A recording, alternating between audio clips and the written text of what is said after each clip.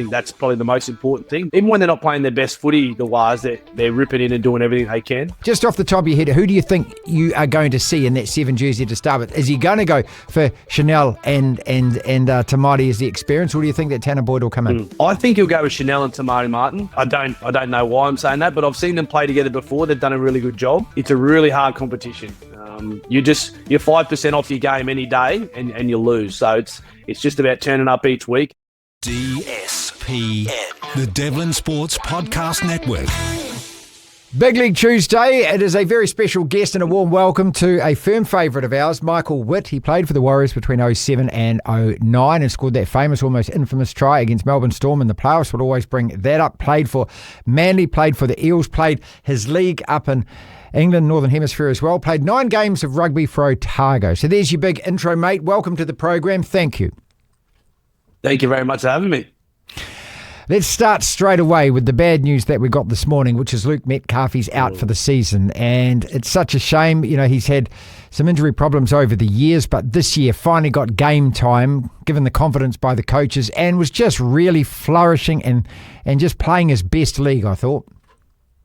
Yeah, he's been playing some great footy. It's really sad to hear that that's the case, but I'm sure that he'll get himself right for next year, and I'm sure someone will step into his boots. But definitely it's going to be a big loss losing Lukey.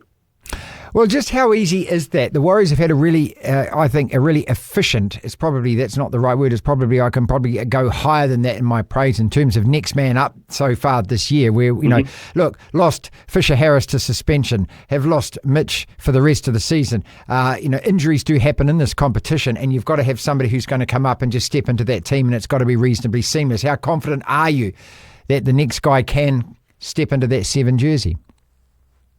Well, I think one thing that Webby's done, Andrew Webster, he has done since he's been at the Warriors, he's had that next man up mentality. He's got a really strong squad there. They seem to all buy in and work hard. I think that's probably the most important thing. They're never, even when they're not playing their best footy, the Warriors, they're ripping in and doing everything they can. You've got Tanner Boyd sitting there. You've got Chanel, Tavita Harris, Tamari Martin. I'm sure that those guys can step up. They've done it before. They've all played plenty of first grade. So, whilst not trying to fill Luke's shoes, because he's been, a sensation this year, I'm sure that they can step in and do a role, and then it's up to those senior players to add that little bit to their game as well. I think most of us are probably thinking along the lines of Tanner Boyd, but what's your pick for we've got a bye, and then we've got 3 games, and they're winnable games. They're the Tigers at home, they're the Knights away, and the Titans at home. You win those home games, and, you're looking at a good wet cell coming into the back end of the season. So just off the top of your head, who do you think you are going to see in that 7 jersey to start with? Is he going to go for Chanel and Tamati as the experience, or do you think that Tanner Boyd will come in? I think he'll go with Chanel and Tamati Martin. I don't know why I'm saying that, but I've seen them play together before. They've done a really good job. I think the one thing you mentioned, which is important, that our draw coming along after the bye, we go Tigers, Knights, Titans. Mm-hmm. So they're 3 very winnable games. Absolutely. Hopefully that we can get in there, get a bit of momentum out of those games, and then sort of finish this season strong. I don't think it'll go wrong either way, but I think it'll be Chanel and Tamati. Just harking back to what you're saying about, even when the Warriors were losing, and that was against Brisbane, and I started the show by saying this, Michael, that what I liked is that the team obviously isn't losing easy, doesn't want to lose easy. They're fighting, they're battling, they're scrapping. And even at a game where we weren't playing at our absolute best, they're making it difficult for the other team to beat them. And I think that's really important. Absolutely. I think the one thing you don't want to do in the NRL is beat yourself. And the Warriors never do that. They turn up and put their best effort in. And if the other team's better on the day, then so be it. But as you say, they make the other team beat them. And they're certainly not shooting themselves in the foot, which us Wires fans have seen happen, previously. Yeah, so back-to-back losses. So psychologically, what do you do with that? The byes come along at the right time. Do you just bury that and go, okay, bye, start again with these next batch of games? Look, I think every game you play, they'll do a review on and they'll have a look at where they can improve their game. But I think, not getting tied down by 2 losses, because they weren't 2 bad performances. Obviously, we weren't at our best, but I don't think you want to lose the momentum you've created through the whole year just simply on the back of 2 games. I think they played pretty well against the Broncos in particular. So I think, you just have a rest, recoup, which you need. These buys are very valuable coming through the year, and then look to just look at our next little segment of games and attack those ones, leave it behind.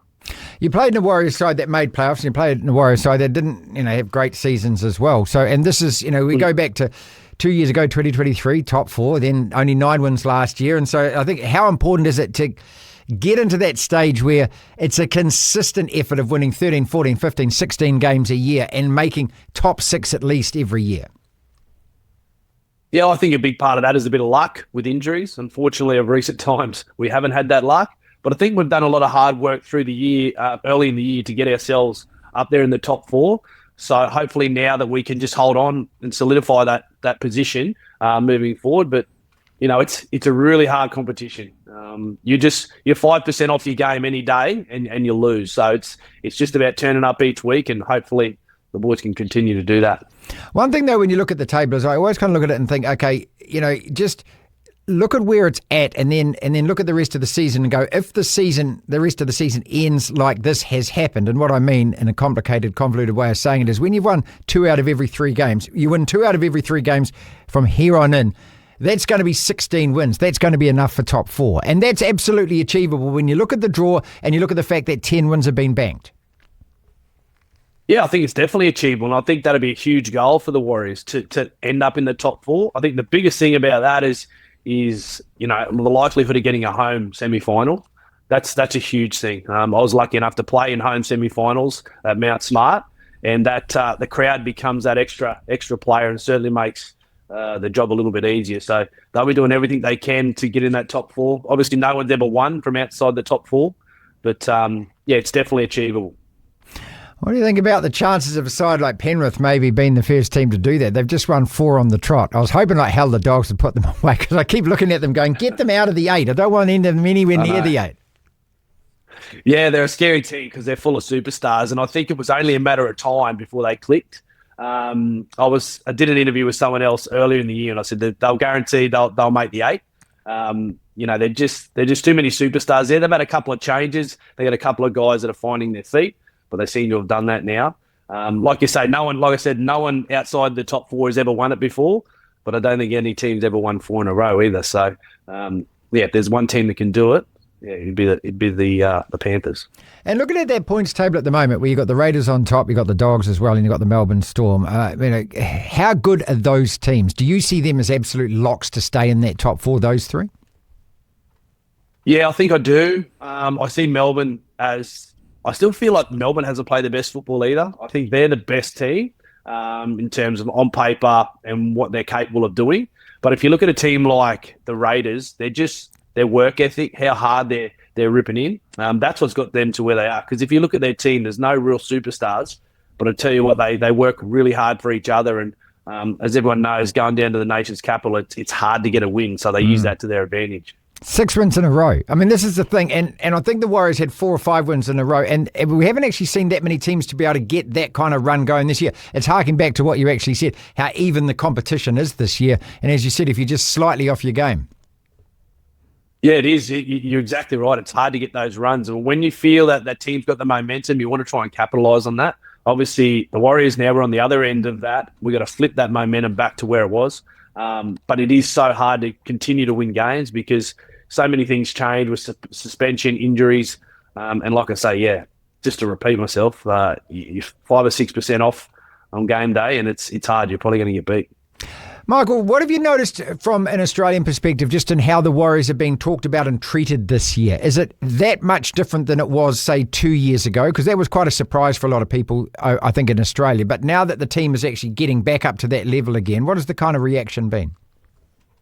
Yeah, I think that it's amazing over here now. The Warriors, it's huge. I think the season a couple of years ago where they had an awesome season and the Wars started, I guess the Wars call. Since then, the following over here has been huge. I mean, I still sometimes walk through the shopping centre and someone will yell out, tell me to put the ball down or whatever, or just you hear, up the Wars. Yeah, it's so exciting. And the support over here is awesome.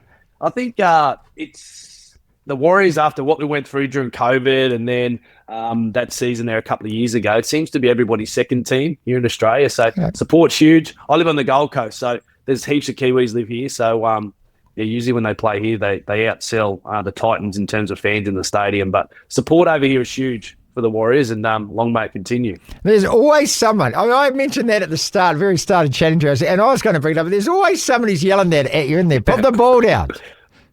Yeah, there is. It's I guess in a way, it's nice to remember for something. Well, you did put it down. I tell you what, it'd be a hell of a lot worse if you remembered for not putting it down. Well, I tell you what, if I didn't put it down, I wouldn't be speaking to you here now. I'd be hiding over in some little village in Bali or something, never to be seen again. But look, it's awesome memories. I've got so many amazing friends from my time at the Warriors, and that was certainly one of the highlights. Can you actually remember what was going through your head at the time, or is it one of those things where you don't know? It just happens. No, I knew exactly what I was doing. It didn't turn out the way I planned, but I knew exactly what I was doing. So obviously the play happened. I gave it out to the superstars outside me to do the work. Martin Devlin passed it back to me.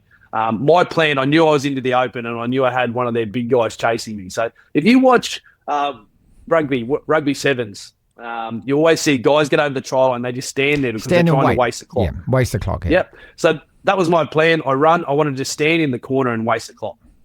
Adam Blair run past me, so I knew he was gone, but I didn't know that Cameron Smith. I mean, stupid me. Cameron Smith's the ultimate professional. And he kept chasing. But so my plan was just to stand there. I stood there, turned around, and Smithy was there. So I put the ball down.